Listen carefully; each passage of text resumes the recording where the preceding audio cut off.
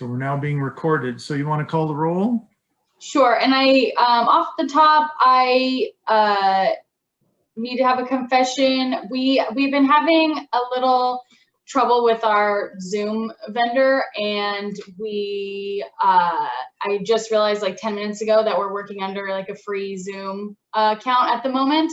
Like our account lapsed, and it's a long story, but so just to be transparent, I expect that we're all gonna get bumped after 40 minutes and have to re-sign back in, which is obviously inconvenient, but hopefully something that we can overcome together. So it'll be the same call-in info, but I anticipate that this meeting, it has a limited time frame, and I really apologize. I thought I had squared this away, but I didn't. So that's just something to be prepared for.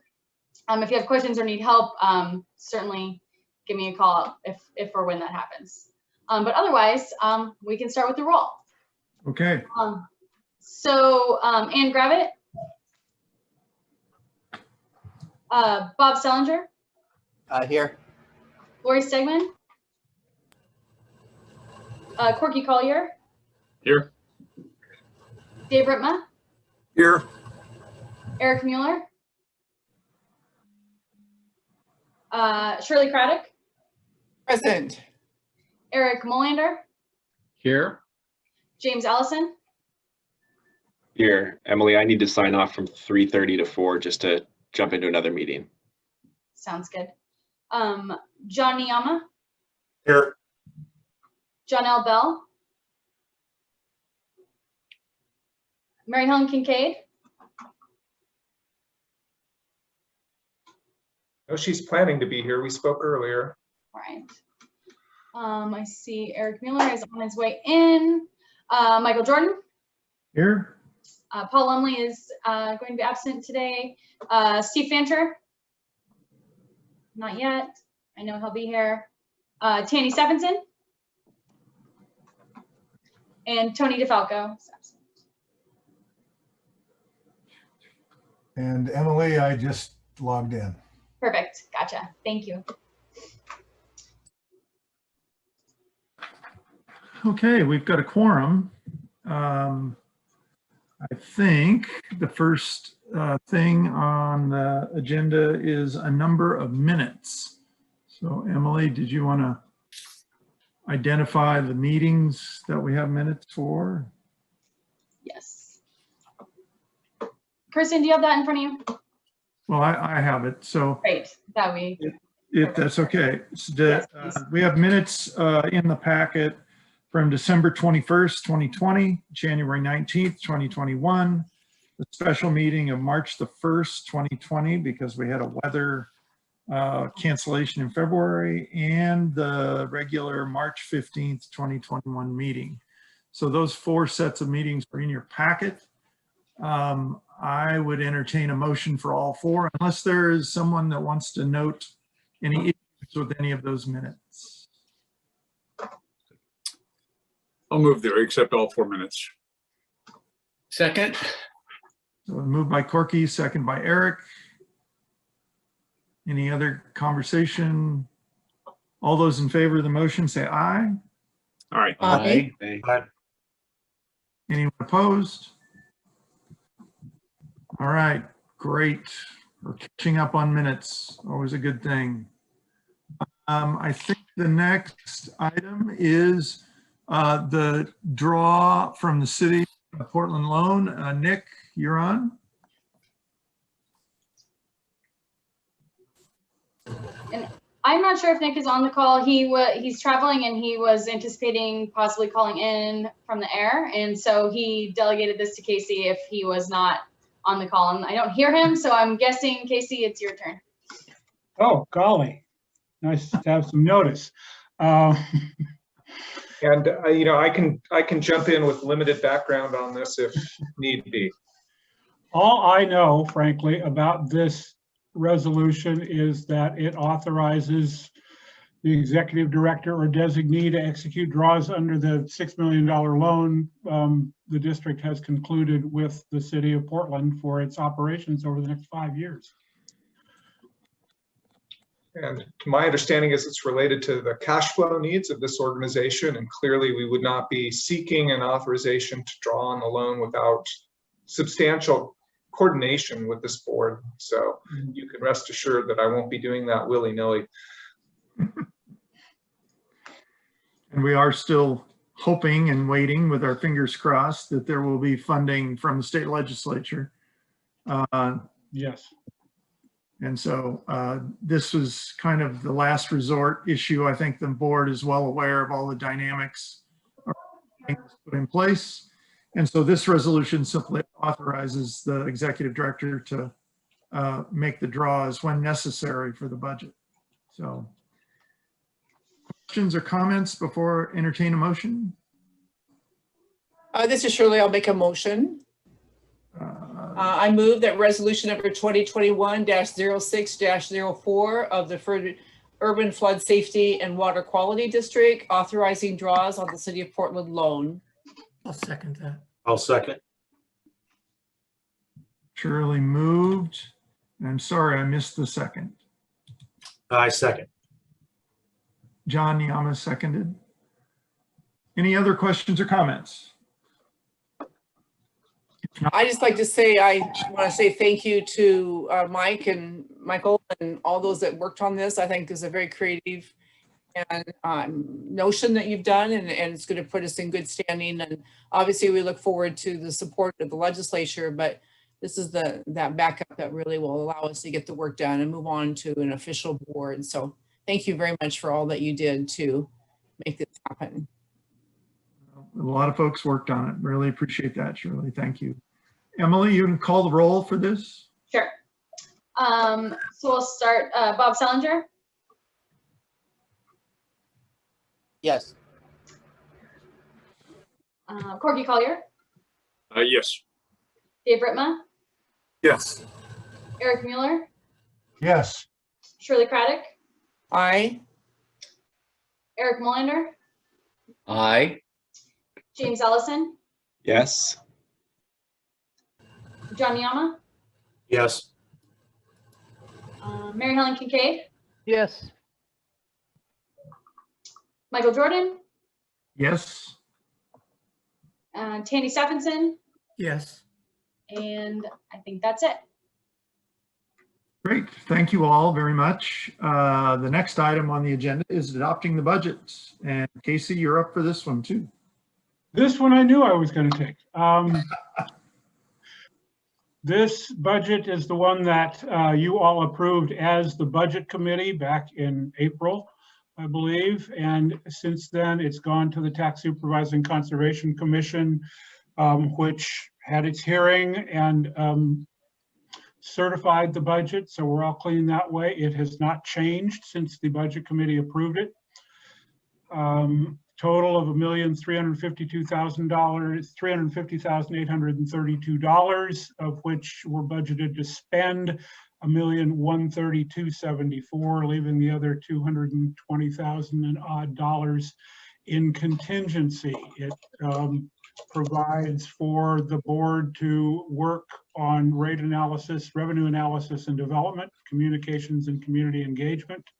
Equity consulting and environmental consulting provides $680,000 for staffing from MCDD. Revenues are carrying over budgeted unspent revenues from the current year, plus up to $1.2 million in a draw on the loan that was just approved to be drawn on a moment ago. This does not include any other funding from the state, but if that comes in, we'll adapt, but we weren't assuming that any of that was going to be coming in. There was a question last time about overhead, which is the subject of the next budget item. I could take it then, or I could talk about it now, as you would like. You know, Casey, I think it has some pertinence to this issue. So why don't you go ahead and bring that up now, and we'll take care of both of them if we can. Okay. Eric Molander and Tanny both wanted to speak with the staff about how we derived the overhead rate. Nick looked into it a lot and came up with the conclusion in a memo that he sent you all to the effect that he thought this was a reasonable rate. He expects that he will be looking at it, he and other staff, in conjunction with a committee that'll be put together that both Eric and Tanny agreed to sit on, to determine what the appropriate way of calculating overhead next year should be. In the meantime, the staff recommends that we keep the rate where it is anticipated now at 27.39%, and look at it next year and see how much it changes and how much the methodology changes. It's, I believe Eric and Tanny were fine with that approach. Great. Any questions about that rate before we go back to the budget adoption? Okay, appreciate that. Appreciate the interest. Thank you, staff, for going through that and giving us a greater level of detail on how it was derived. So back to the budget. Any further comments, Casey, on that? Just one that I'd like to ask whoever makes the motion to acknowledge a scrivener's error in the spreadsheet, which is the attachment in the third column from the right at the top, the header. It says approved budget. If you would note that that should be changed to adopted budget when you vote on this, I'd appreciate it. But that's all I've got. Happy to answer any questions if you have any. Great. Any questions for Casey or otherwise? If not, Chair would entertain a motion to approve the budget. Adopt the budget, excuse me. Thank you.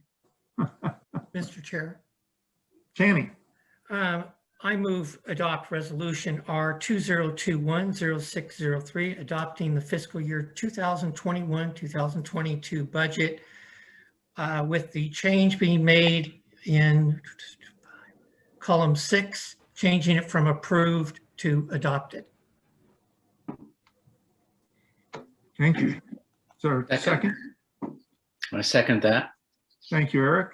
So we have Tanny moving and Eric seconding the motion. Any further comments or questions? If not, Emily? All right. Bob Salinger, Yes. Corky Collier, Aye. Dave Ripma, Yes. Eric Mueller, Yes. Shirley Craddock, Aye. Eric Molander, Aye. James Allison, Yes. John Niama, Yes. Mary Helen Kincaid, Yes. Michael Jordan, Yes. and Tiny Stephenson. Yes. And Steve, I saw you just joined the call. This is for the adoption of the budget. Do you want to vote on this one? I will vote yes on that. I would normally abstain, but I have reviewed the budget. Perfect. Thank you. All right. Thank you all very much. Appreciate it. The next item is the MCDD Urban Flood Safety District Agreement IGA for services. And Hong, are you explaining this one? I am. I'm calling in. I have the spam looking number of 971-666-0001. That's my cell phone number. Okay.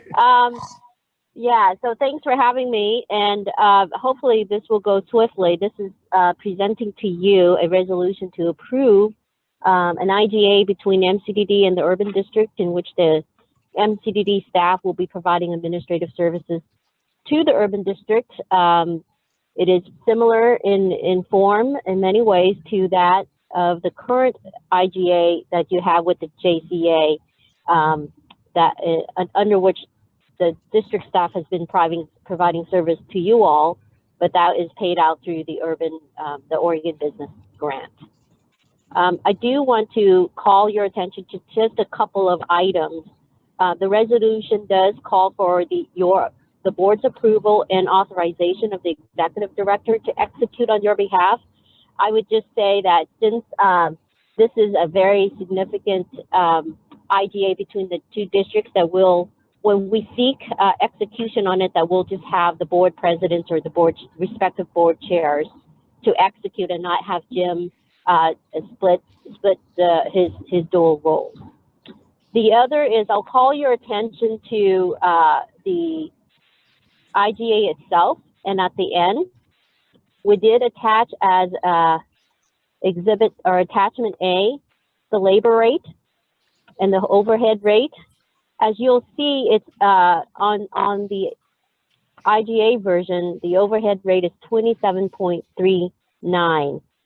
The one that Nick calculated for you all and should be the governing one is 27.36. So we'll need to make that change. We do expect that the Multnomah County Drainage District Board to approve this rate in this coming Wednesday during their meeting. So those are the 2 points I'd like to just clarify about the IGA.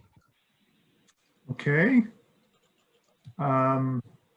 Does anyone have any questions of Hong or anyone else regarding the IGA? Okay, seeing none, I would entertain a motion to approve the IGA. I'll move.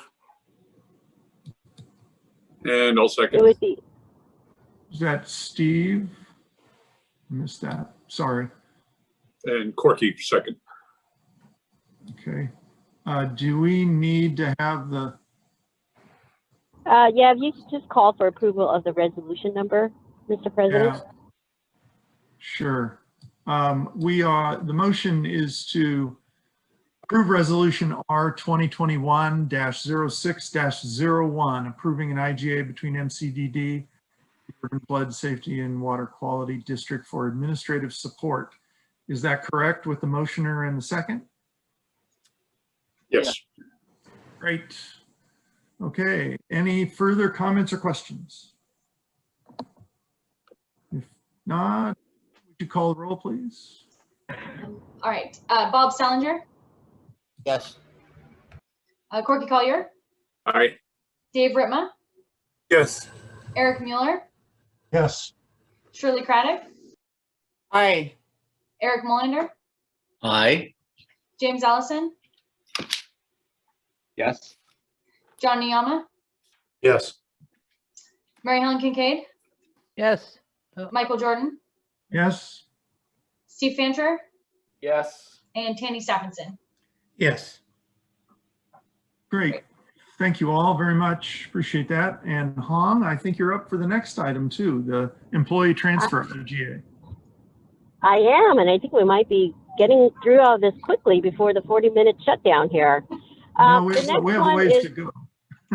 oh, okay. Well, the next one is the IGA between, again, Multnomah County Drainage District and the Urban District to transfer its employees from MCDD to the Urban District upon the dissolution of MCDD. In Jim's term, this is a way to encourage and retain the best talent you have, talents that have institutional knowledge of the work of this system here. I attached for you, along with the resolution in the IGA, a memorandum that provides the background. We initially presented to you all the framework of this back in April 2021, and it laid out sort of the initial proposal. We also presented a similar framework and proposal to the Multnomah County Drainage District Board in May 2021. They agreed to the form generally. They did have a note and wanted us to look into providing some changes with respect to the accrual of, or the retaining of accrued leave for MCDD employees. They wanted the employees to retain as much as possible of whatever accrued vacation leave or sick leave the employees may have at the time of dissolution and absorption. So with that, we proposed and revised the retainment of leave accrued To be consistent with the rule, the accrual rule of the Multnomah County Drainage District Employee Handbook, and we provided the relevant provision there, which allows for employees to retain up to 250 hours, after which they have to either cash out or they lose. And the reason why we did that is for a couple reasons. One is just to maintain efficiency. As we go through the dissolution process, I suspect that there's going to be a lot of confusion and a lot of activities going on. So to the extent that by then the urban district has not adopted its own set of employee handbook and employee benefit rules, that we expect that the MCDD benefits rules will just be transferred up to the urban district, and that its permanent board can adopt subsequent administrative rules governing employees. So with that, I also provided for you, along with that memorandum, a proposed a red line of the changes that were made. Many of the changes were made in the recitals, whereas it's just for clarification and trying to follow the statutory language. But the most significant change, substantive change, were made in 1.5 under the leave, consistent with just my summary there, following the accrual set by the current MCDD rule. So that is our proposal. This board approved the resolution authorizing this contract. We do expect to present this contract to the MCDD board this Wednesday, and I expect them to approve as well. Great. So with that, I'll open up for questions. Thank you, Hong. Any questions of Hong regarding the IGA? This is Shirley. I have a question that I probably should know the answer. So when would this occur? Yes, it would occur upon the dissolution of the Multnomah County Drainage District, which would occur based on the statutory trigger when the urban district has developed and have passed a budget sufficient for operation and the capital of the system. So we're looking at what is that? 2, 3, 5 years out? Well, dissolution? Yeah, probably in 24. Surely is the rough anticipated time frame. Then if we can get that done, we would ask for the dissolution, and then we would also set the election for the permanent board the next spring, in the spring of 25. So at least that's what we're shooting for right now. I guess as I move through the document, I don't see any reference to that. Is it in there? I just haven't found it yet. Yeah, it should be in there. Yeah, there should be a reference to it with respect to the dissolution of the drainage district, and that would be just following the statutory language. I'm sorry, that would be following what? The statutory language of 550. Okay, and that, that's the specific piece I was looking for. I haven't found it, but I'll take it. I will trust your comments, and I'll be supporting this. So thank you. And just to be clear, there's no date in the resolution because it's upon dissolution, and that requires some other legal triggers. Yes, I thank you. I do understand that. So thank you. Other questions, comments? I have one, and it's, oh, sorry. Go ahead, Mary Helen. Mine's probably more basic. I just want to make sure that this is a comfortable situation with the staff. Agree, like the best possible outcome. The staff has been wonderful and led us to a excellent point in the process. And I don't know if any can say, I think disgruntled is too strong a word, but I just want to make sure that we're meeting the needs in the best possible way for the staff. It appears that we are, but I don't know the legal ramifications and if it makes for a bumpy transition or that. And if somebody just says, yes, everything's wonderful, I'm okay. Jim, do you Well, want to... I could. Oh, I'm sorry. I was just going to say this would make it an easy transition for staff to stay in their job. And so to the extent that staff has had anxiety about the transition and what their future is with the district through the the transformation, this takes away all those questions. So I would say that there is positive acceptance of this.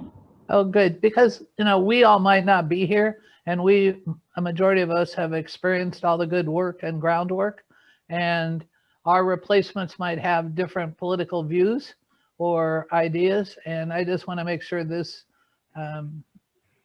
assures the current staff that they don't have to leave until they want to. Jim, did you have any comments for the staff? Your sense, I know you haven't been here a long time, but your sense?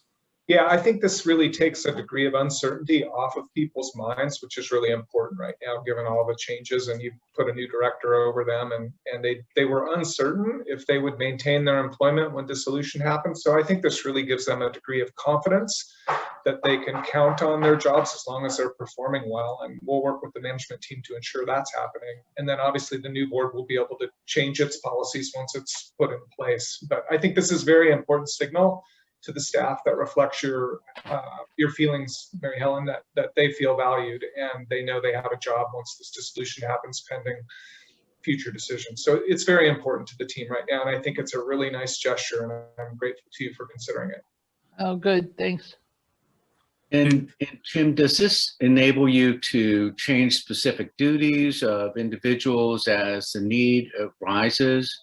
So you would not believe that this binds you into a position where somebody says, no, you know, my job as described at MCDD was just this and not what we now need as the Urban Flood Safety and Water Quality District? I believe I still have all the authority to determine the best management for the team. Obviously, I have to obey the law when hiring and firing, but no, I think it keeps the current rules that are in place, and I have discretion and authority to manage the team appropriately, I believe, today. And I think we'll have that going forward until the new board changes the rules, which I look forward to working with them on. Excellent. Thank you so much. Yeah. Any other questions? If not, I'd entertain a motion on the resolution to adopt the IGA. I'll gladly move to approve resolution number R 2021-06-02, approving an IGA for transfer of employees to the UFSWQD upon dissolution of MCDD. I second. Moved by Corky and seconded by Mary Helen. Any further comments or questions? I have one, Mr. Chair. Sure, Tanny. Section 15B, urban flood safety will assume the liability for accrued leave retained by employees transferred. I'm just curious about that. Because we're going to pay an overhead rate that's going to have some of this worked into it. And then we're going to have the entire liability. Shouldn't urban flood safety be reimbursed from MCDD at the time of transfer for those hours, since they were earned? So that's a good question. I don't know that I have the answer to that. Anybody on the staff, Casey, or I don't know if Nick has gotten onto the call, but. Yeah, he emailed and said his airplane wasn't cooperating with the internet. So, Hong, do you have a sense of that, or did she? I don't see her phone number anymore. Yeah, Hong had to sign off, or she lost her connection anyway. And so that's something that we can certainly look into. I think that is more of a negotiation than any particular legal question. And so I don't know if Jim, if you want to bring that to MCDD or how we want to handle that. I mean, I can tell you the intent, and I think Mr. Stephenson, you raised a really good point that we didn't think about, but the intent was to make sure that people who had accrued leave, who were transferring, didn't lose that leave. But I do think there's a financial component to that is important, and I think it's a fair question. I don't think it was our intent to create an undue liability for the new district, but to maintain people's accrued leave. So obviously there'd have to be some revenue that we have in MCDD that would come with it. We can't accrue that leave without having the revenue to pay for the liability. So I would assume we would have that available upon dissolution. But I am not a lawyer, so I want to make sure your interests are protected.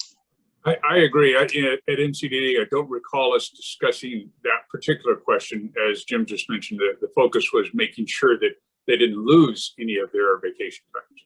Right. But I would assume that if Nick were here, he would say, as people accrue leave, we're putting aside money to pay for that leave. So it shouldn't be an undue burden. Upon dissolution, all those assets are going to move over to the new district. But I do appreciate the question. If we need to go back and make sure we've got that right, we can do that. Transfer over to cover that liability. Yeah. Okay. Great. Thank you. Okay. Other questions? Okay. Well, I think we have a motion and a second. Emily, would you please read the roll? Well, could I, just procedurally, Sure, Dave. With this question about 1.5B, which everyone acknowledges is a good one, should we be voting on this at this point?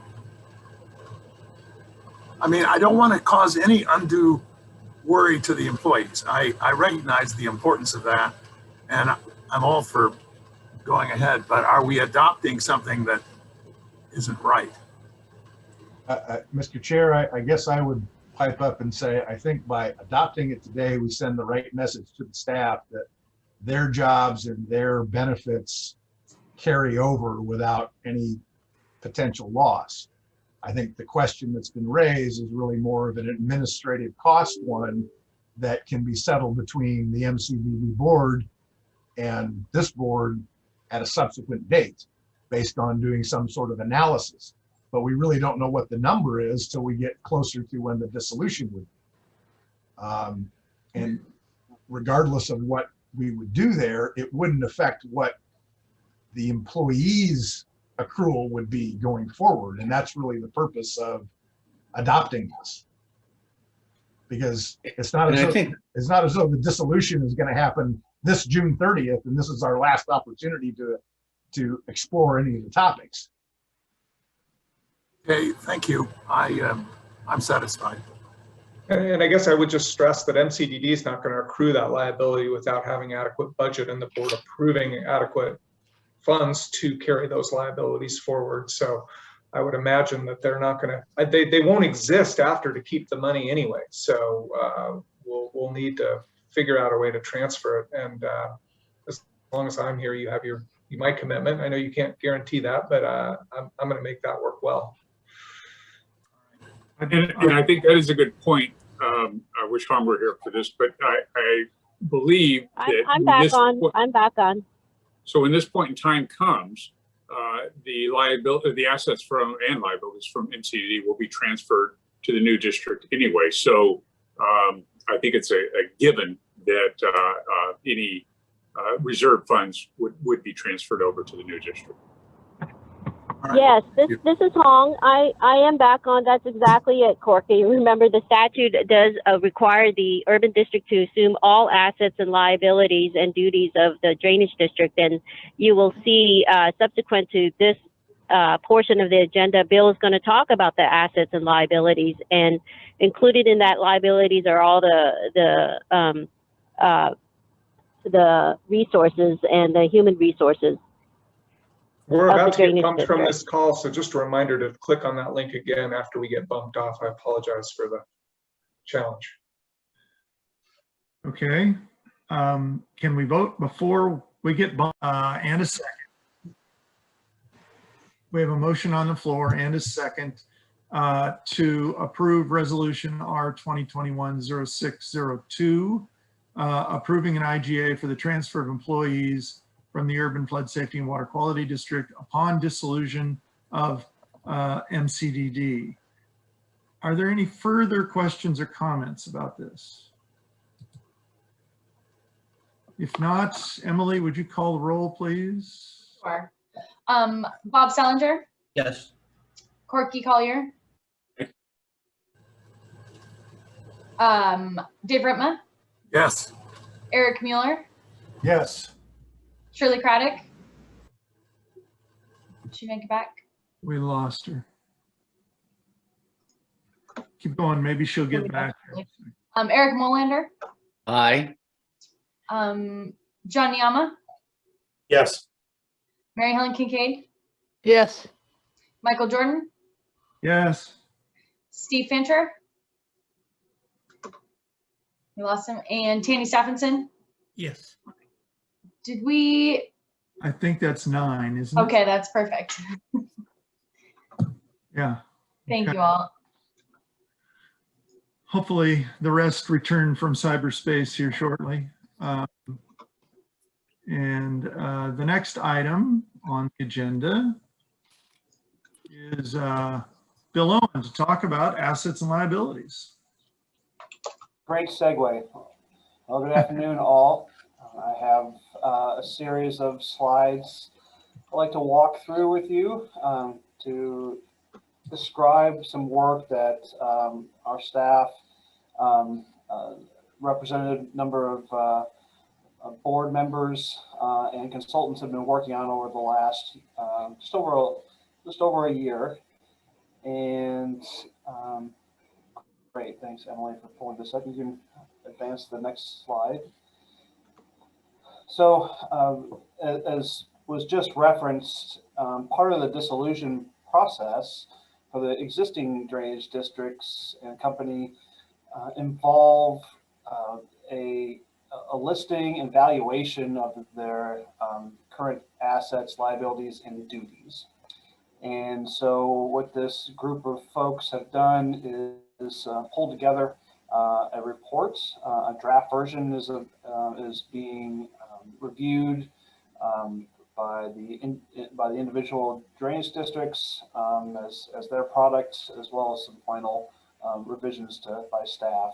The report is more or less finished, and the intent is for the 4 drainage districts and company to eventually approve the report, and then thus that information will be transferred over to the urban district for consideration for your work.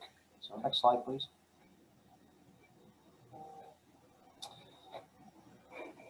So I wanted to make sure we walk through some of the information that's driving this project, and that's found in the new ORS statutes. That's quoted there at in the middle of the slide here, and one that I just described. I'll highlight that there are a handful of folks who've been working as a sort of a subcommittee to help staff provide guidance to staff and some direction as we prepare material and for both for written form as well as for presentations. Claudio Campazano is from Penn 1, Tom Hansel is representing SDIC, Eric Molander, Mary Helen Kincaid, and Corky Collier are all part of your district, but Mary Helen is also representing Penn 2 and Corky of MCDD. We were fortunate enough to have some really specialized folks be able to support this work. Jamie Damien, I know, is on this call. She was our facilitator from Kearns and West during this process. The FCS group was a financial specialist in the region who does a lot of work with mergers and acquisitions and other financial analyses. And Brown Caldwell provides some support for our asset management work. Next slide, please. So as I alluded to, this project has been going on for over a year. And while this particular slide doesn't indicate that, well, I guess you'll have to take my word for it. It happened, started last spring. And after some procurement steps, we got going in full in the fall, and through a series of discussions with the subcommittee, as well as discussions with individual boards, drainage district and company boards, we're at the stage of final decisions. So we're here in June. Next slide.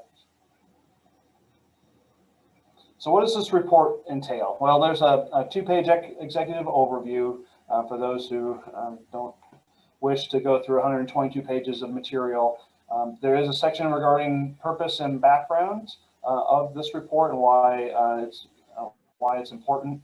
Hong was able to develop a section regarding the duties of the existing drainage districts and corporation.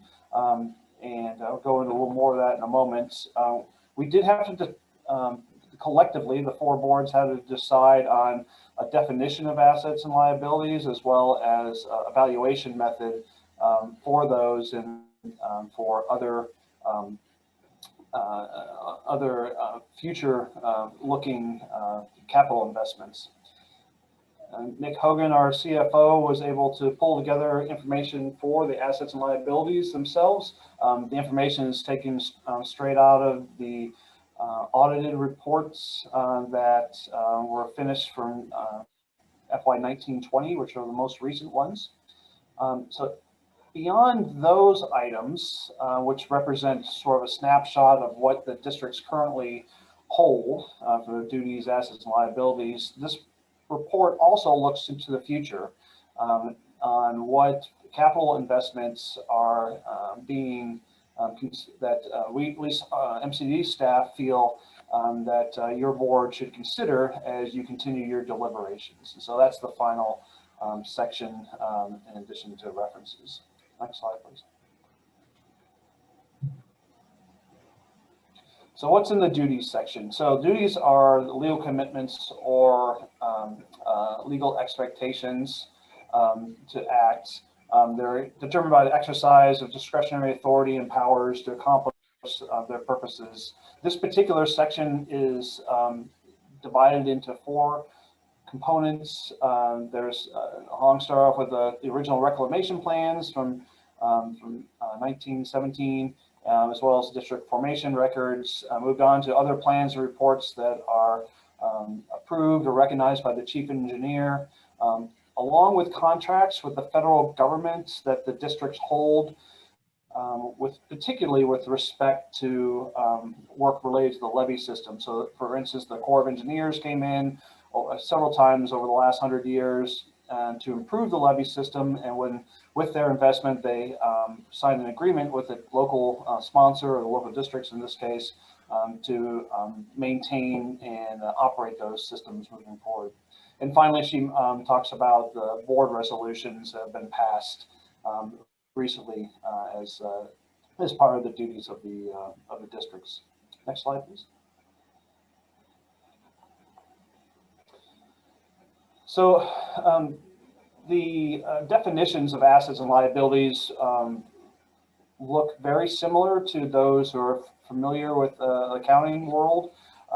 It's a fairly narrow, in that respect, a fairly narrow definition that indicates that a resource is an economic value with the conditions listed here on the screen. And a liability in this case is just a legal obligation for future costs at a particular point in time. The valuation method is one also that the four districts agreed upon. It has kind of a formal name here, original cost less depreciation, but it turns out to be the same method that the district's annual audits also employ when examining depreciation of our assets. In our case, assets are anything that's valued at $1,000 or more. And finally, there are other methodologies beyond the OCLD that were employed to estimate the cost of future capital investments, and those methodologies vary depending on the author of those documents. Next slide, please. So here's a glimpse of what the current assets and liabilities that each of the four districts have. In your packet, I included one slide at the very end, which I can pull up if needed, but it has a more thorough breakdown of each of these categories. But you can see that in all cases, the districts are in the black. note that the liabilities, in particular of an MCDD, are significantly higher because they're the only district that has employees, and thus connection back to your previous agenda item and discussion. But again, this represents a point in time number, or series of numbers, excuse me, as of June 30th, 2020. As your board continues to discuss revenue options and other needs, as the permanent board steps up in a couple of years, this information definitely can be updated as needed. So just need to reach out to staff and we can provide that information. Next slide, please.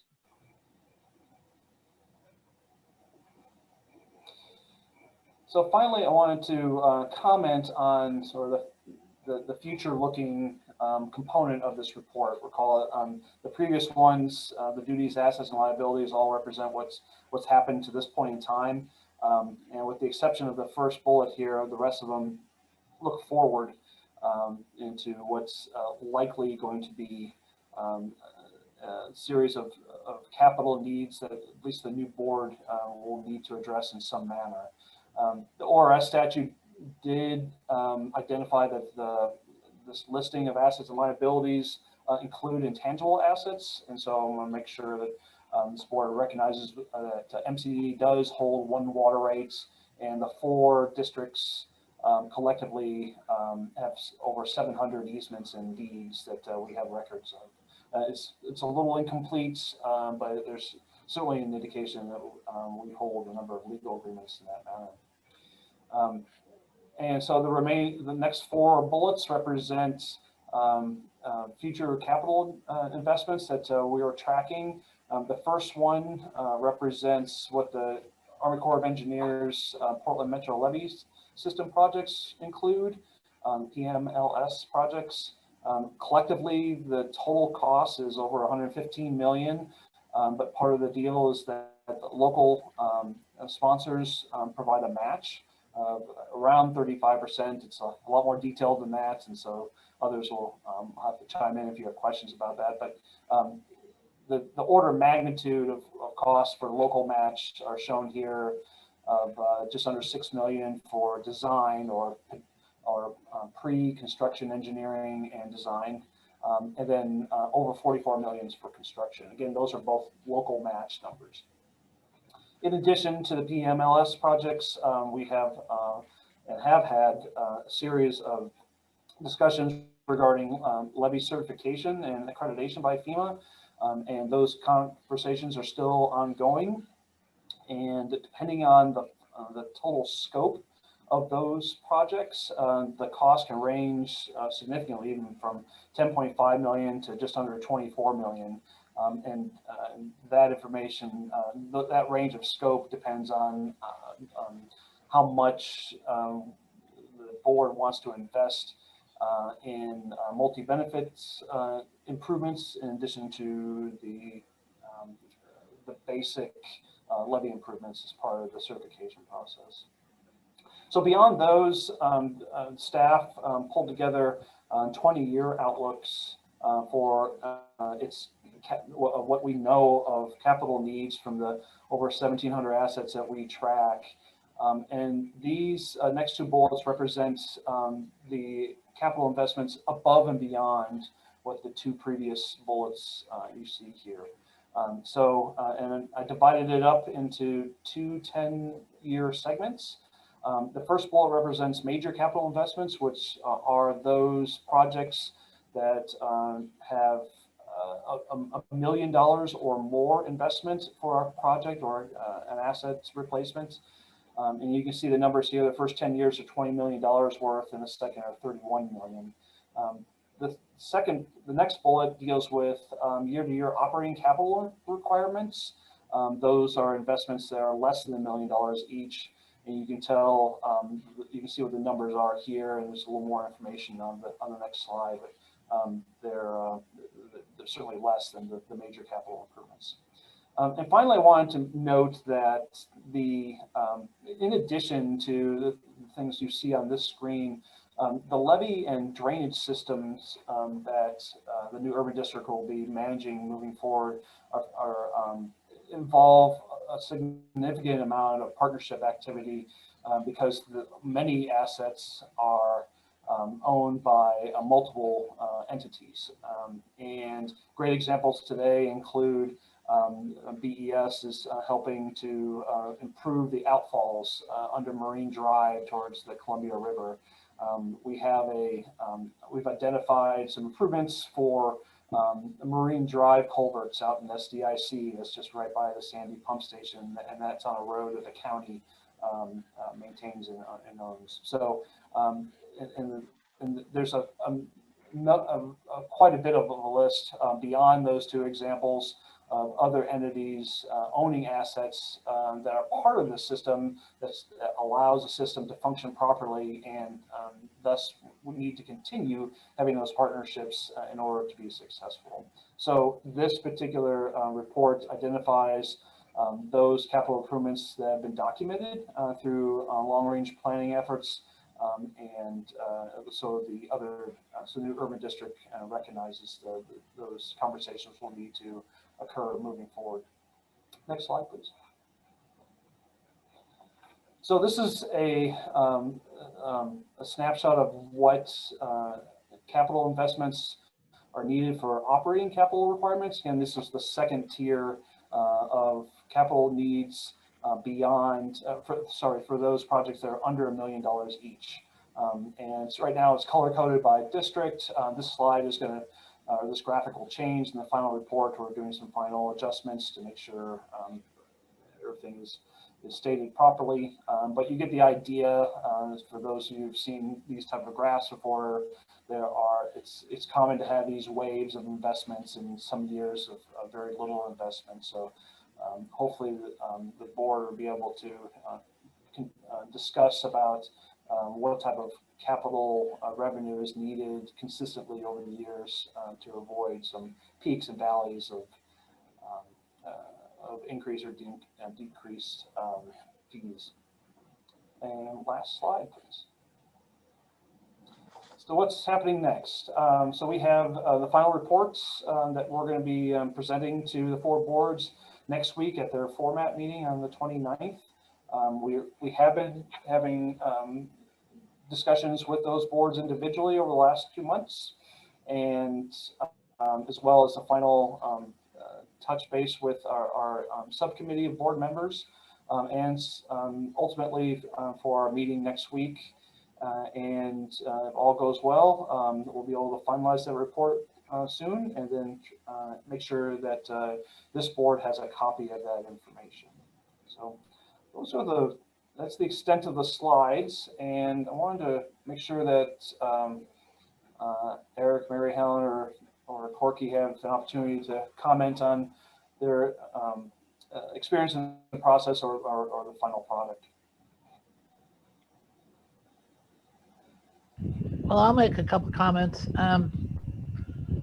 One, it was a thorough process, and I thought Bill and staff and consultants all made things that were very complicated to me in the mind of the neighbors and how we would explain this. I think they did an excellent job of, sorry, I should turn my video on, of communicating that so that we'll at least have a better basis to explain to people. And I just this week, or well, Saturday, I had the experience of a neighbor coming and saying, well, who do I call about? And they were talking about the levy. And I think that might need to be some sort of, if it's a small report or somewhere where if somebody's going to dig in a waterway on the levee, that they know where to go to or who to talk to. Because historically, the people that lived in my neighborhood for a long time, there was no process. It was just sort of whoever you got to talk to, and maybe they came out and fixed it, and maybe they didn't. So if there's some sort of piece that can be on the website for these are the assets and liabilities, and these are the projects we're working on. I don't know that there'll be that many people, but we all know that it only takes 1 or 2 people to cause a ruckus if they don't know how things should operate. But my main comment is that for a non-accountant, non-technical, never done this before person who pulled the short straw in the Pen 2 board to be represented, I learned a lot, and I think I learned a lot about how complicated it is and how complicated it can be, and they made it seem somewhat simple.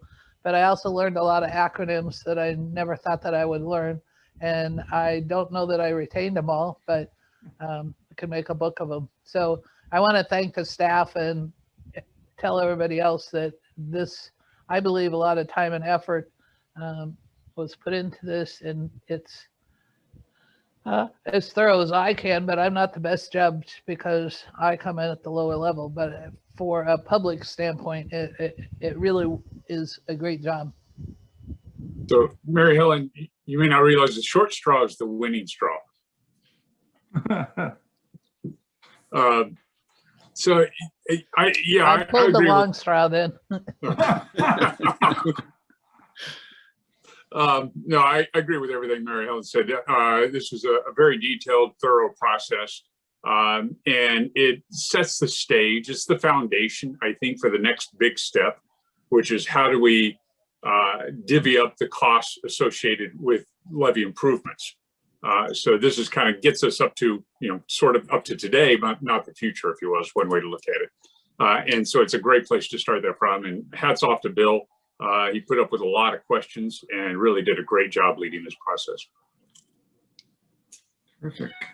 I think the other point that I'd like to make is that we've really worked hard to build confidence in the numbers. So everything ticks and ties to the reported financial statements. We've used absolutely standard definitions of assets and liabilities. And all of this is really going to build confidence of people living within the flood district that they're being treated fairly. It does get us to the point that when we do have this so-called pooling of interest merger with the districts, that we can have an honest discussion about how do we true things up. And as you saw on the page that showed the net position, there are some significant differences in the net contributions between the four districts, and that's going to be a decision not of the Asset and Liability Committee. It was clearly outside of our scope, but we needed to provide the information for this group to decide what to do with it next. One of the other things that I think Bill has done a magnificent job on is alerting us to the magnitude of the money we're going to have to raise. It's $100 million. A little bit more than that. And so this is going to be consuming a great deal of our time to build the revenue model that's going to be able to support that kind of debt load. And having this early warning, this alert to what was operating capital, business as usual, major capital improvements that he saw on the horizon, plus the FEMA certification plus PMLS, really does provide us with a great overview as to the magnitude of the financial hill that we're going to have to climb. So again, thanks to Bill, to all the staff for their hard work. I really, really appreciate it. And particularly to my fellow committee members. It was done with a lot of camaraderie, and it could have devolved pretty easily into, but I've been adding in more, but it didn't. It was really the sense that we're all in this because we're building this new district. Thank you. Yeah, that's great. Thank you, Eric. Any other comments or questions? Tanny? Did we include the PMLS pad numbers into liabilities? Because we're probably going to have to come up with that cash before anything happens. We consider that a liability? Yeah, so Dan, we did include the PMLS numbers. In this report and context, those numbers are sort of in the forward-looking section as future capital investments. and that's because the assets and liabilities represent what was in the auditor's report as of June 30, 2020. So those PMLS numbers hadn't hit the books yet. And so it's in the report, but in a different section. Okay. So Tanny, one of the other things that we should at least address at some point is the PED money, this engineering and design money, is actually going to be spent before the urban is formed. So there's necessarily some mechanism to split that up between the 4 districts. Well, yeah, I'm just assuming that each district's going to have to, pass the hat around and cover those costs going in. It's kind of the thought, I guess. Decent sized hat. Yeah. Right. It is. It's not the really big numbers, but it's big enough. Yes, we are going to have to think about that. So, anything else before we move on? If not, Bill, I want to add my thanks. It's a lot of work, and work that is absolutely foundational to us being successful as we move forward. So I want to thank you and the staff. Really, really good work. Appreciate it. Appreciate it. And if I may, it was a great read for me to get a sense of the system. So Bill, I want to add my thanks, and thanks for pointing it out to me that I needed to look through it. It was very helpful in me getting my brain around some of this. So great job. So next on the list, Evan, you gonna give us a little update on mission, vision, values, where we are? Yeah, I am actually going to turn it over to Stacy with Coraggio Group here in just a second, but I just wanted to let you all know that we just had our second meeting of the Mission Vision Values Committee to review the report that you're going to be presented today. Essentially, we have sort of hit a big milestone in the Mission Vision Values work where we've wrapped up the first wave of community engagement. We did a survey and focus groups and interviews, and the results of that work will be used to build our Mission Vision Values, and it's what Stacy is going to be presenting to you all today. So happy to take questions once she gets through that. Stacy, I'll turn it over to you. You bet. Thank you, Evan. And thank you, Chair Jordan and the board for having me here today. Give me one moment to get a screen share. And Emily, thank you so much for enabling me to do that today. As Evan indicated, I'm Stacy Humphrey. I'm an associate principal at Coraggio Group, and we were hired by the JCA to work on the Mission Vision Values package. I have today I'm going to run quickly through the findings of the insight report that Evan mentioned, and that was shared with the committee on the 9th of June, and then also then go into a vision exercise. I am watching when the meeting will end, Emily, and I'll cut it off at 1 minute till. Does that sound good? You're muted. Yeah, and we can again bounce back in here after that. And I'm really sorry to everyone for the runaround, but that's where we are today. So yeah, well, it looks like we'll end in 10 minutes, or we'll get kicked out again and need to jump back in. And I'll try to find a good breaking point right in there. So the agenda that I'm going to run through today is share a little bit about the project purpose. And Evan, I might turn to you to chime in a little bit more there. And always feel free to chime in as well.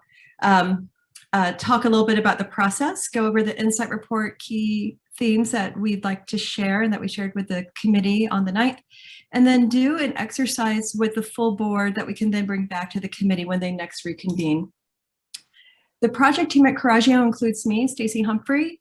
Our project lead is Chris Harder, who I believe has talked with this group once before. Our diversity, equity, and inclusion consultant is Kathleen Holt, and she's been engaged with the committee with an equity alignment discussion back end of April. And then our business analyst is Yaha Hakiki, and our graphic designer is Nicole Chang. So project purpose and process. Evan, I don't know if you might wish to talk about this. I could I think everyone here knows that as the drainage district expands, there's some mission areas that feel familiar and some that are new. And the question is, how do those get integrated? Evan, is there anything else that you'd like to share there before I keep moving? Okay. And then the project purpose, what we are endeavoring to do is to look at developing a vision, mission, and value statement for the new organization. And you can see those 3 hollow bullets give a little bit more depth into what exactly do we mean at Coraggio when we say vision, mission, and values.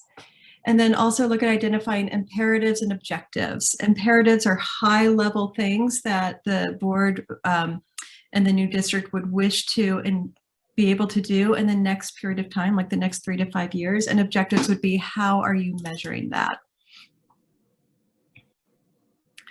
Okay, great. And then just for the sake of clarity, it looks like Chair Jordan will be jumping off at the next break, and Vice Chair Steve Fancher will be joining in.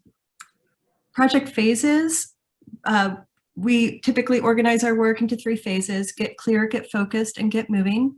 And get clear, that's really the information gathering phase, as Evan just described, and we have just completed that. Get focused is when we roll up our sleeves and do the planning and figure out how do we make meaning from this. And get moving is supporting implementation and ensuring that the district is and the staff are on a good path forward. Timeline-wise, you can see where we are with that yellow star on the timeline, looking at strategic planning work sessions. You'll see some hatching in July and August for future planning work sessions and stakeholder forums. Evan, do you wish to talk to this right now for a moment? Thank you. Sure, yeah, thank you for calling this out, Stacey. Absolutely. So we have been having some scheduling challenges. You are all very busy people, and getting you all in a room at the same time is proving to be much more difficult than I gave it, than I thought it would be. So we are actually talking about slowing down a little bit this summer. We had originally planned on, meeting at least twice a month through the summer to really be able to deliver something in September, and then adopt it hopefully by October. It's looking like in order to have an inclusive group that brings everybody who volunteered together, we're going to have to slow down, particularly over the summer, just to deal with vacations and busy transitions back to in-person meetings. And so we're currently working that out. We're trying to consider everybody's schedules, make sure we can get the most people in the room from the board who volunteered to be a part of the committee, and hope to have a more clear schedule to present at the next board meeting. Thank you, Evan.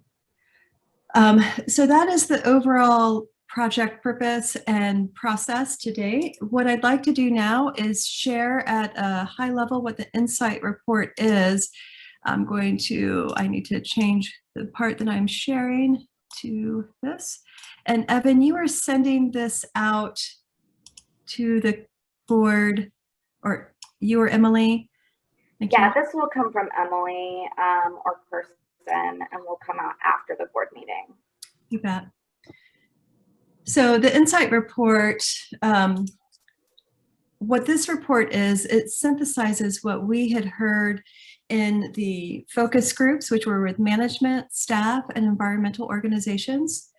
Through interviews, there were 4 interviews that we were able to hold, and then also through an online survey, which I believe most folks here did respond to, and we had 188 responses to that survey. In addition to that, what we also picked up from background data also got integrated into how we synthesize things. This ultimately represents what we heard as consultants doing the work, and the things that vibrated and arose to a place of prominence because we kept hearing them from different places and being reinforced in different ways. As far as the demographics of who responded to the survey, that 188 people, 33% were residents of the drainage district. And then you can see some of the other groupings as we go to the right here. I'll call out that 4% of respondents were current drainage district board and 4% were from the new district board. And I believe that was about, I want to say it was eight individuals in each case. I'm going to skip this. Some of these you will end up being able to dive deeper into on your own. For the purposes of our time limited session here, there's a few things I wanted to make sure I focused on so that we still have time for engagement at the end. What we found through all of our engagement were 8 themes. And for those that are on the committee, Councillor Craddock, for example, or Corky, you will notice that there's a new one in here based upon some of the things that were rising, and that's theme 3. So I just wanted to make sure that you were heard. So those 8 themes, what I'm going to do is pause. I'll read through these, and that might get us right to the right time to break and then come back onto the call. That might be the most logical thing. And then when we come back, I'm going to share a little bit more detail on each of these and walk you through how those are set up. So the first one, really, the agency's flood risk management role is clear, and there's an opportunity to expand the historic approach of the drainage districts to do things in a more holistic way. The second one, the challenges of climate change will impact all aspects of the new district, particularly in how the district will approach capital and operations planning specific to flood mitigation. 3, enthusiasm is strong within the organization and amongst external stakeholders to integrate habitat work and landscape resilience. 4, initiating broader public education will bolster awareness and understanding of the need for the district and its expanded mission. 5, organizational effectiveness is a concern as the new district looks to implementing new roles. 6, focused long-term planning will provide clarity, certainty, and predictability. 7, investment in building relationships and partnerships with a variety of community organizations is paramount to the new district's success. And 8, collaboration with Black, Indigenous, and people of color is needed to honor and reckon with the full cultural history of the area. Now, my guess is when you look at this looks like it's makes a whole lot of sense, probably not a whole lot of surprises in there. These are really high level kind of umbrellas that capture some details. So when we go through the details on each of these themes, you will see some of the nuance that comes out that will be really important as we move forward. With that, I'm going to pause so I'm not caught mid-sentence. And I think the clock will run out here, Emily, and we'll all pop back on. Yes, we can just go ahead and end this meeting and start a new one now, and then we can start fresh. Okay, thanks.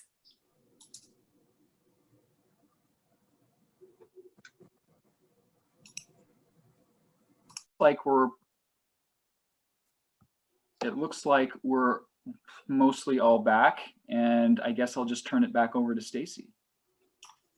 Thank you. Emily, are you able to share hosting with me one more time? There we go. Thank you. Thank you all for your resilience in this way of doing things. Let's do this. So those are the 8 themes. What I'd like to do is probably just take a couple minutes to talk about a few of those, have some space for questions, and then make sure we have time at the end to talk about vision and the full committee's or the full board's thoughts on vision. It's a lot for the time we have, so I'm going to be watching the clock and if to make sure that we get it all done. The way the insight, actually before I get into that, the way the insight report is set up, I'll walk through that structure first and then we'll go into detail on one. There will be 2 slides per theme. You'll see the name of the theme at the bottom and the dark blue bar. There's some graphs that are from the survey that help illustrate a particular point. The insights are, what did we hear? What are some of the facts of what we gathered? And the implications talk about well, what do we do with that? How does it help move us forward? What do we need to be mindful of? And that will be on one slide. For our time together, I'm going to be focusing on this slide. There's a second slide for each theme, which has quotes of what we heard during the engagement. I encourage everyone to take the time to read through those and understand the breadth of some of the feedback that we heard and why some things are implications or insights. But for the sake of time, I will not be going through those this afternoon, but wanted to make sure that you were aware of that. Towards the end of the PDF that Emily will send out will also be the full survey results and some organizational assessment results as well. Okay, so on that first theme, which is looking at really clear the need for flood risk management is very, very clear. You can see those top 3 green bars have scores of 4.5 to 4.71, very important roles to the survey respondents. And then as you look down at those 4 new ones that are scores of 3.75 to 4.49, clearly a sense of importance for all of those as well, and an opportunity to integrate different ways of doing work.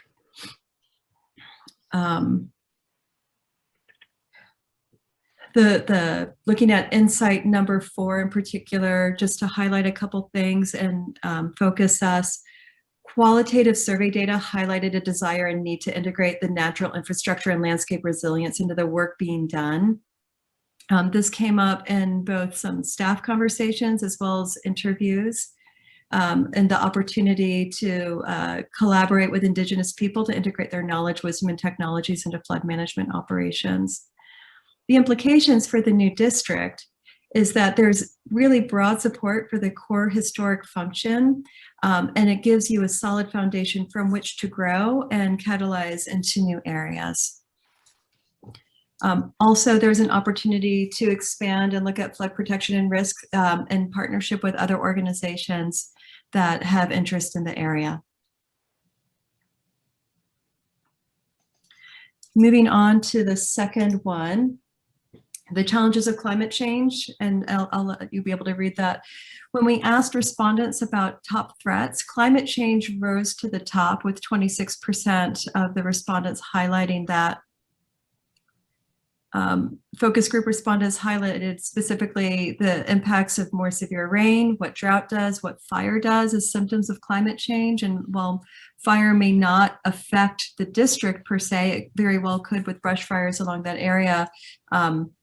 But the impact of severe rain or different levels of snow higher up in the Cascades and its impacts on the Columbia would be an effect on this overall system.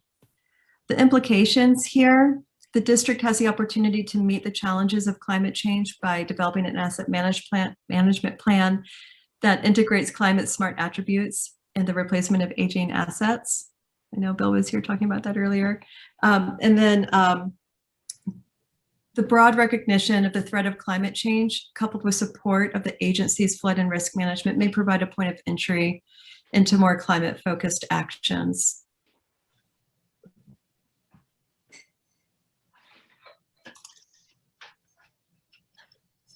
The third theme that we highlight, enthusiasm is strong to integrate habitat work and landscape resilience.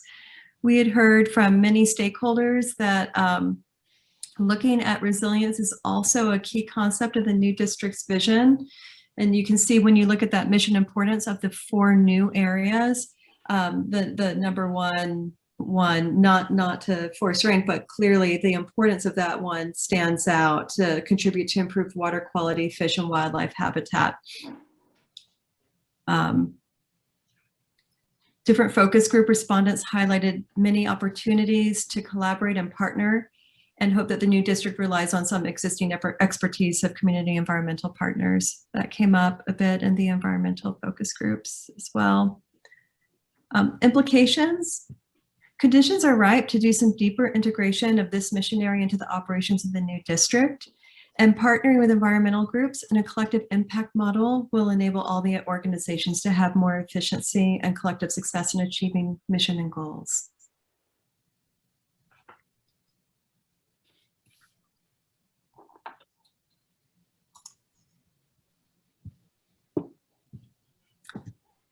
The fourth theme, initiating broad public education will bolster awareness and understanding of the need for the district and its expanded mission.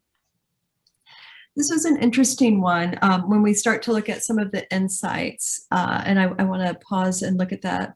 So with the top threats, you'll see the third one there is highlighted, that there's a concern that there might be a broader and unfocused mission.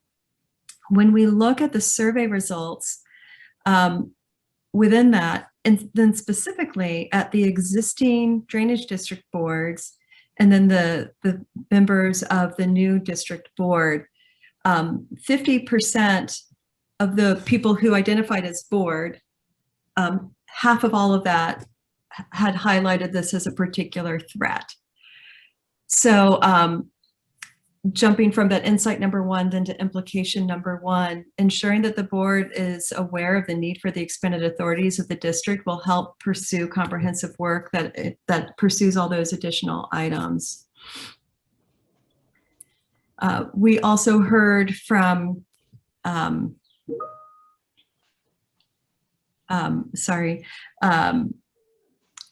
in focus groups and in interviews that respondents were unclear on what the new district's authorities meant. Like, what does it mean to have equity as one of the components? What do you mean by doing some of these things? And a lot of keen interest in learning more and in being engaged. I think that's the thing I would really want you to leave with, is that there's an eager and earnest set of partners out there for the new district to connect with and partner and find ways to move missions forward together. I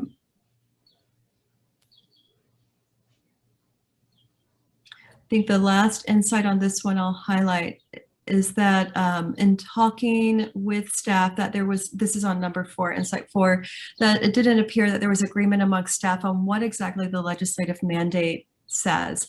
Some see all the components as mandates, while others see them as more of a hierarchical relationship, depending on the wording. So there might not be full unity within staff about what exactly will happen down the line.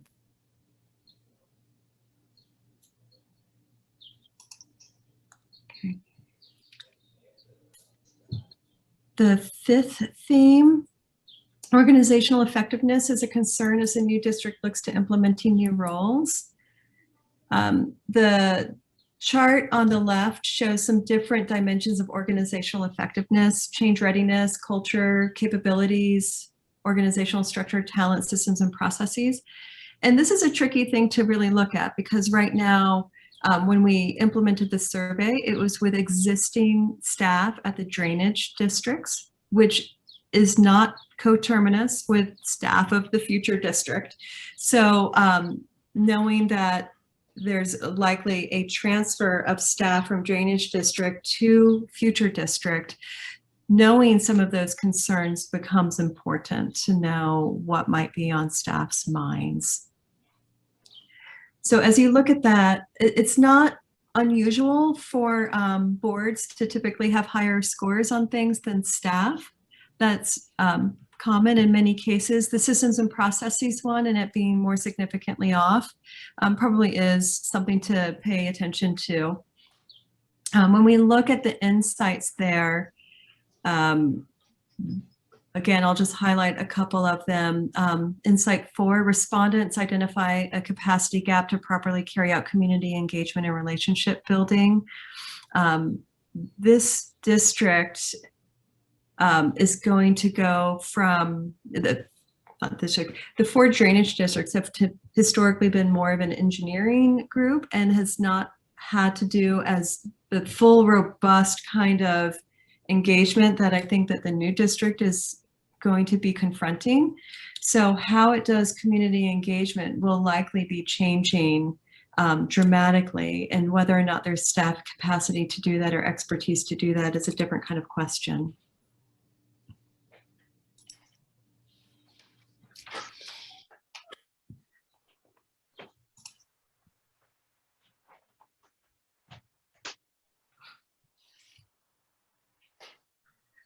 And Emily and Bob Salinger, I just want to apologize. I just noticed that there was a participant waiting in the waiting room. It was Bob, and I just let him in. So apologies, Bob, for not noticing that sooner. No problem. So implications on this particular theme. The staffing plan of the future district may look different than the current drainage districts look, because the roles that the district will be carrying out will be different in many ways. And then specific to engagement with BIPOC communities, the district may consider observing how other agencies or equity experts approach this and what best practices are.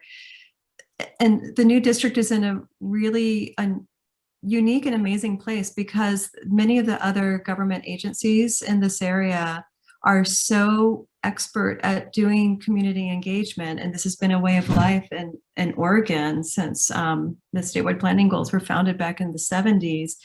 That, you know, Metro does some amazing outreach, Portland does amazing engagement. So there's a particular approach, I think, that many people in our region anticipate. So how does that get met when you are an organization starting as a new government district? Okay.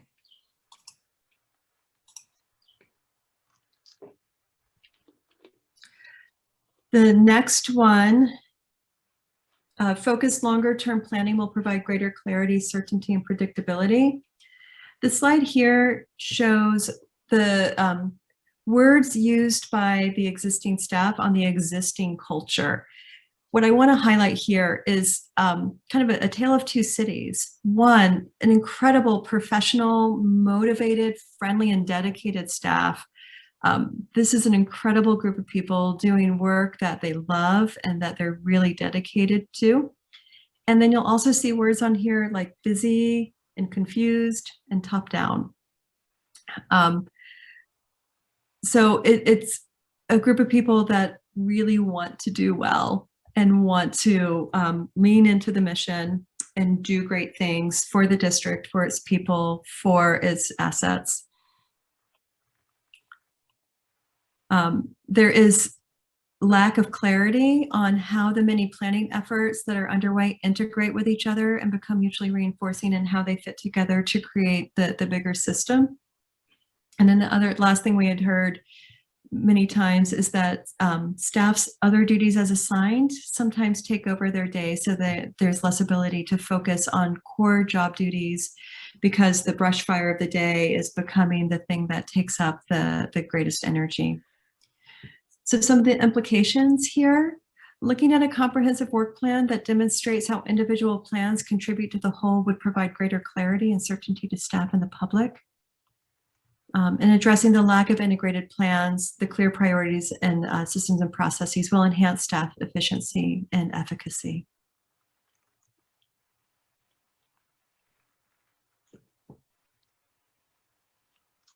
Moving on to the next one.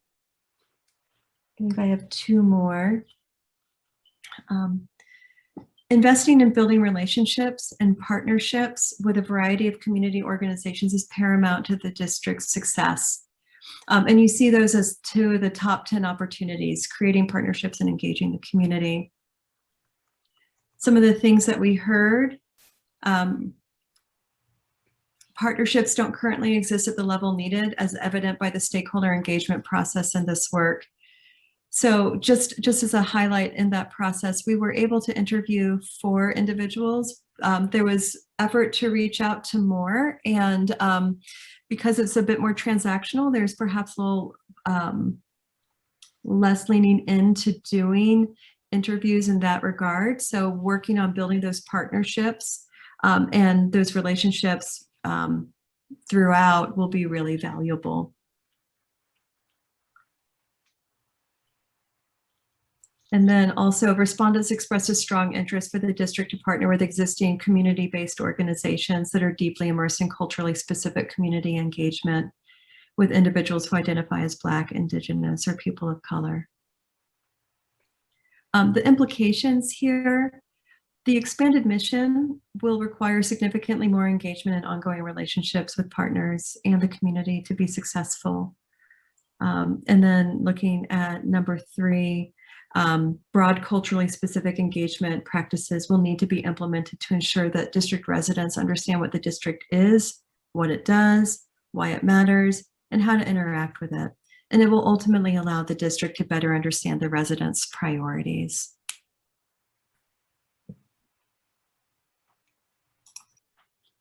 The last theme I'll share here, collaboration with Black, Indigenous, and people of color is needed to honor and reckon with the full cultural history of the area.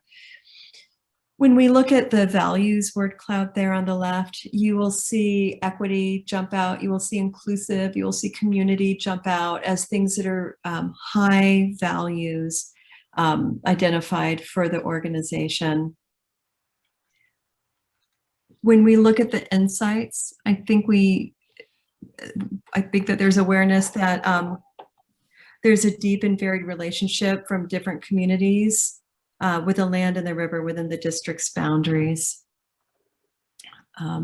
Respondents generally expressed greater partnership with Native American communities to integrate additional riverine knowledge into the operations of the district and to enhance access to first foods into the river.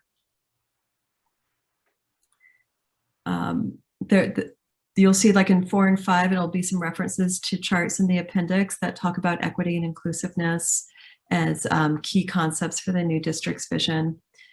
Implications on this one, there's opportunities for the district to expand and work into its mission by collaborating with organizations that like CRITFIC, ATNI, and NAIA with Native American populations, and then also to collaborate with culturally specific community organizations to dive into the mission focus on cultural history.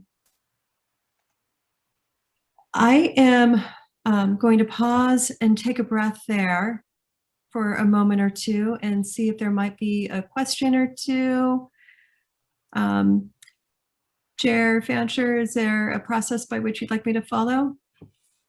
I don't think so, Stacy. We'll just open it up to the board for questions at this time. I think I can see everybody. So ask away.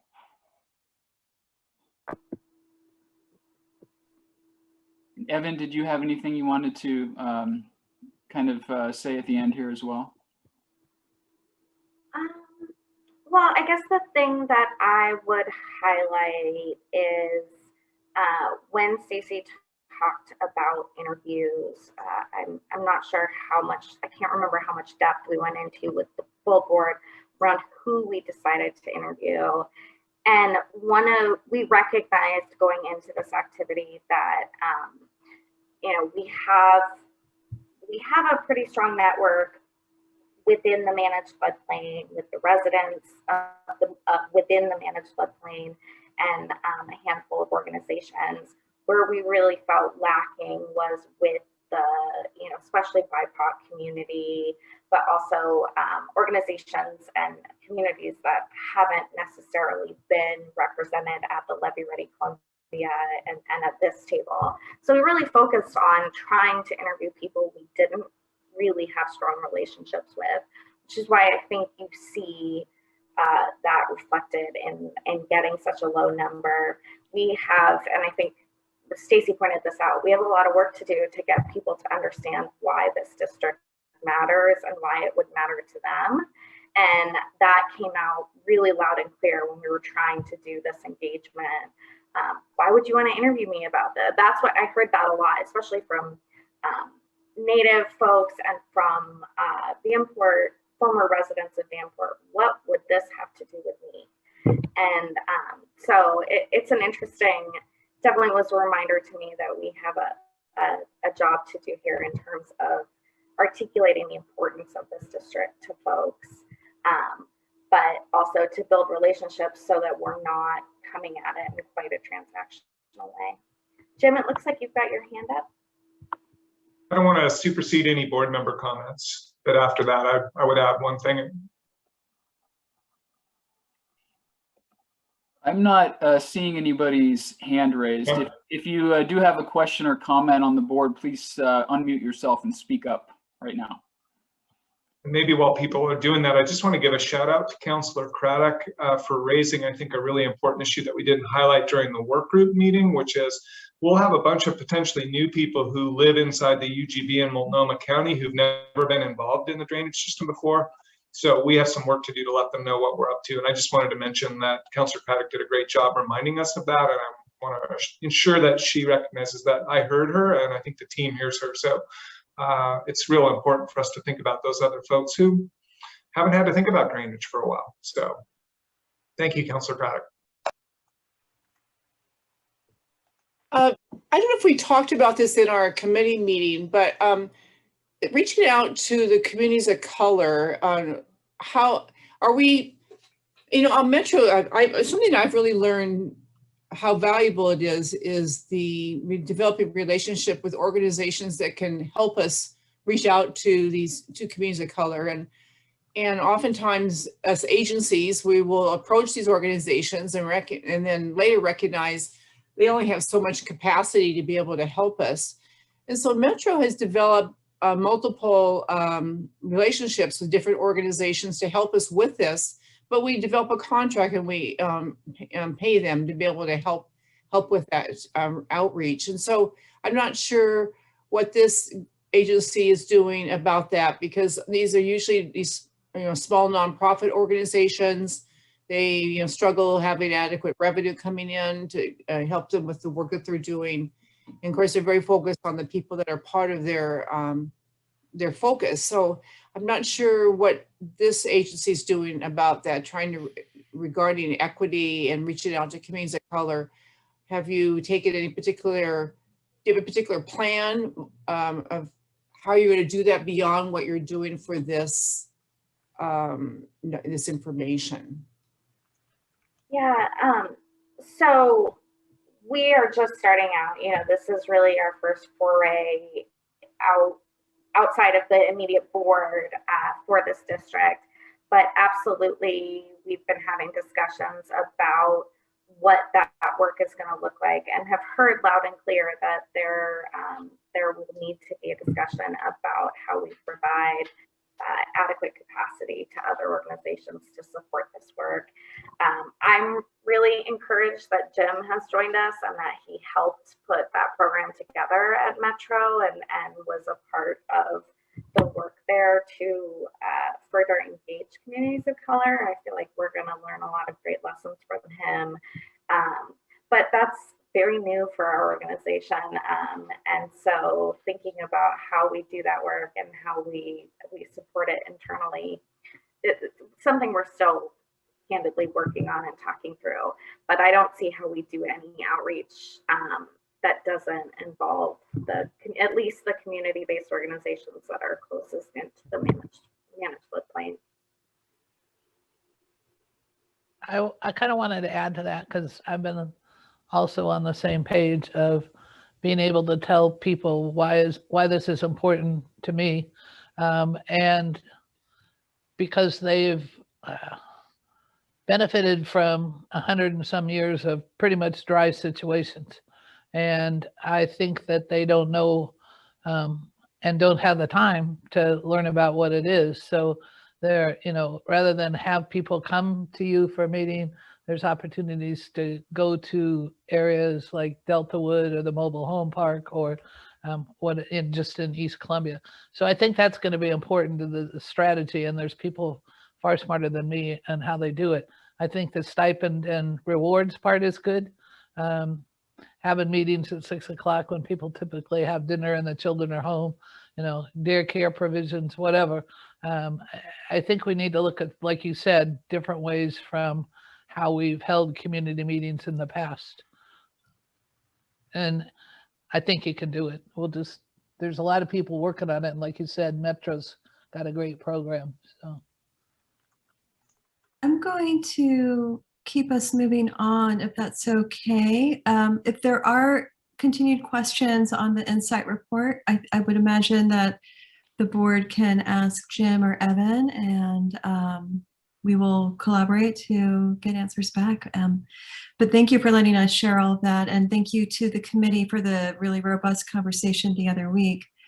The last thing that we'd wanted to do with the full board today is talk a little bit about visioning. And to bring some thoughts from this group back to the committee when it meets next. Before I get into this, Emily, can you tell me how much time you wish for me to spend? I will do one of two things depending on what you tell me.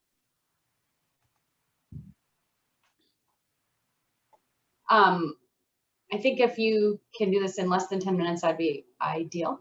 I will do it super quick.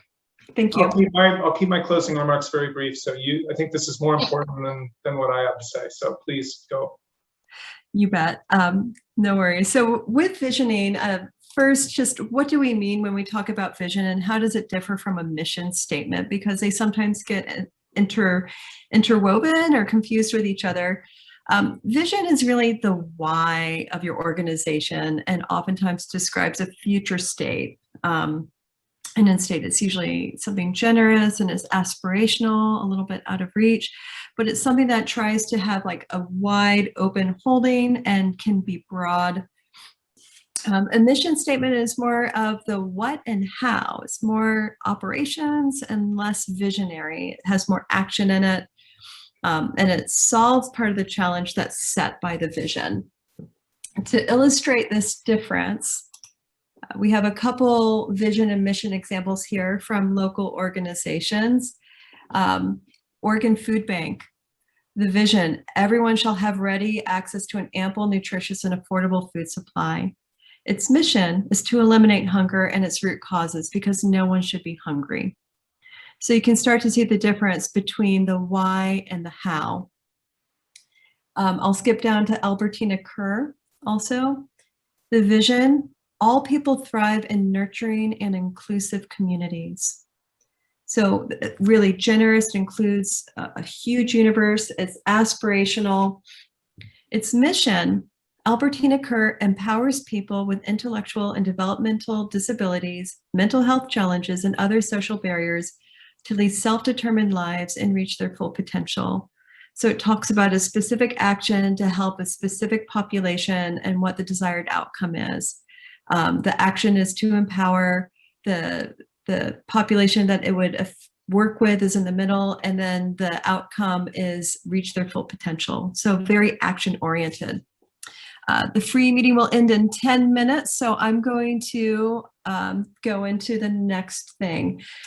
So with that notion of what a vision is and what a mission is, what we'd wanted to do with a broader board is to ask you, and you can say this verbally or put it in the chat, but I'm going to ask everyone to share at least one and a few thoughts that I can add into this visioning brainstorming that we can then look at and bring back to the committee. And I don't know if you wish to just unmute or raise hands or put things in chat, but I'll keep my chat window open so that I can grab it. And Jim, I'm going to make sure I leave 5 minutes for you. Or do my best.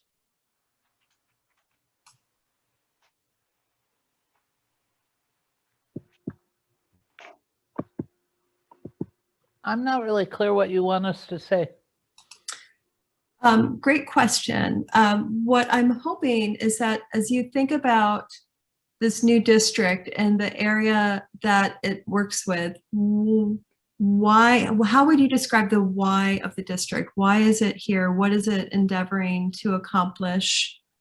What is the future that it seeks to achieve? And Councilor Craddock, thank you. I'm going to copy that from the chat and put this in here. Support our region's economy. So I'm going to say what I hear from my neighbors all the time. Flood safety, and the same as Shirley said, was protect our region's economy.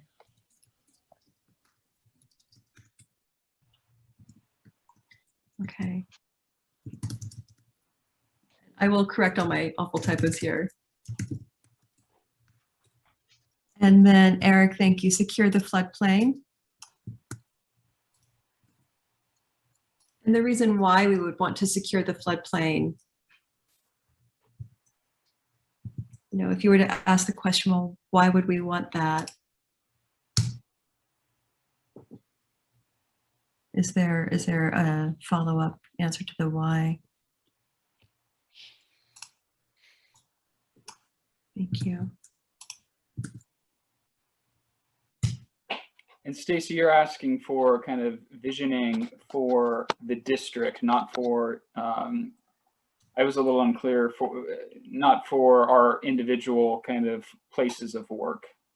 You know, it's an interesting question, Chair.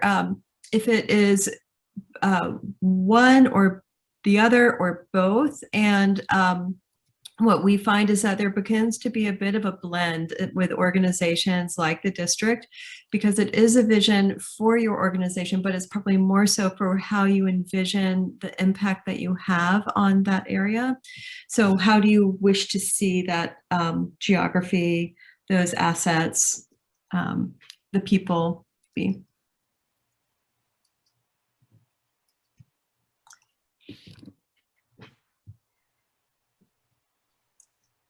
Thank you.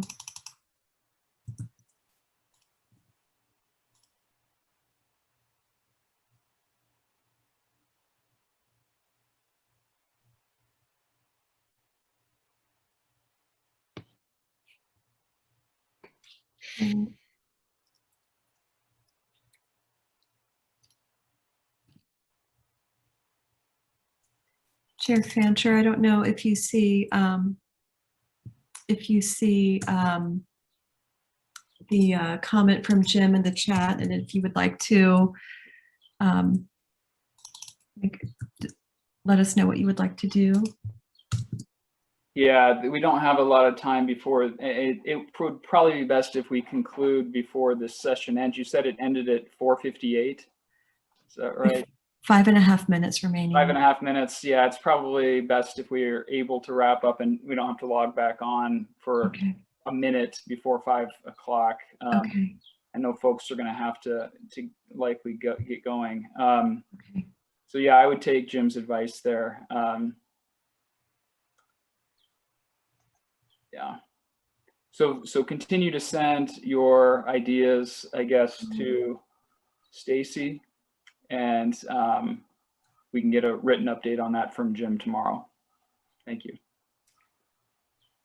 Was this the last piece of the presentation, Stacy? There's just one last thing, which is next steps, and that is really what Evan and I talked about a little bit earlier with scheduling future committee meetings and the slower cadence to those to ensure that there's robust engagement and ability to attend.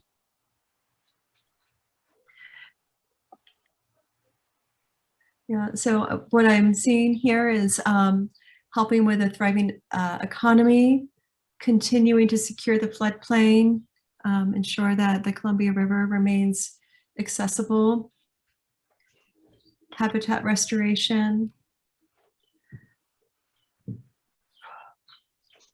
If you do all those things, what happens?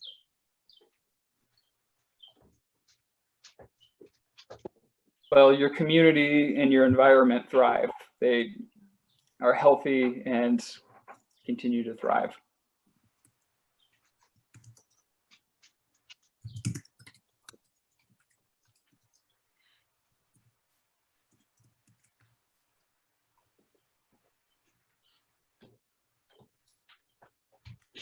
Other thoughts, either verbal or in chat?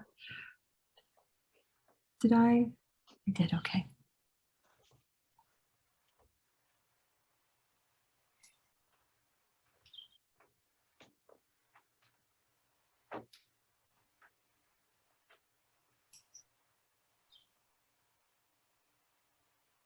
Any other thoughts on this? Great. This will, oh, go ahead. Oh, go ahead. Go ahead, Stacey. Oh, I was just going to say, this will be a really great way to jumpstart the conversation with the committee to bring back some thoughts from the broader board about areas that were important to focus on here. So there's a hair under 3 minutes left. So again, our next steps are to schedule those future planning sessions, and Evan is on it. I just want to say thank you to Evan for the great collaboration and partnership on this work. It's been a lift to make sure that we're all on the same page and focused in the right ways. And she's been very detail oriented in all this work, and appreciate her partnership, and welcome Jim, and thank you to the board for allowing us to do this work. Excellent. Thank you, Stacy. Thank you, Evan. We only have a couple minutes left. So Jim, I'm going to turn it over to you for the executive director update. And I think what I'll do is basically tell you it's been a lot of fun getting started. I'm really focused on keeping the current system operating and successful and making sure our employees who operate the system are safe. I have a bunch of other things to tell you, but I think it'll get cut off. So what I'm going to do is I'm going to write you an email. It'll be fairly brief with some updates on my activities and what I'm seeing come out of the intake that I'm doing. If I haven't met with you yet, be looking for me to hassle you a little bit because I want to get to know you and find out how I can meet your expectations. And with that, we're making progress on homelessness, our internal capacity, and we're going to get back at you with more information. I really appreciate this opportunity and your public service. Excellent. Thank you, Jim. Is there any other last minute business to come before the board? I'm not seeing anything. I think we're going to get cut off here very shortly. So have a wonderful rest of your day, and we'll see you next time. All right. Thanks, everyone. Bye. Bye.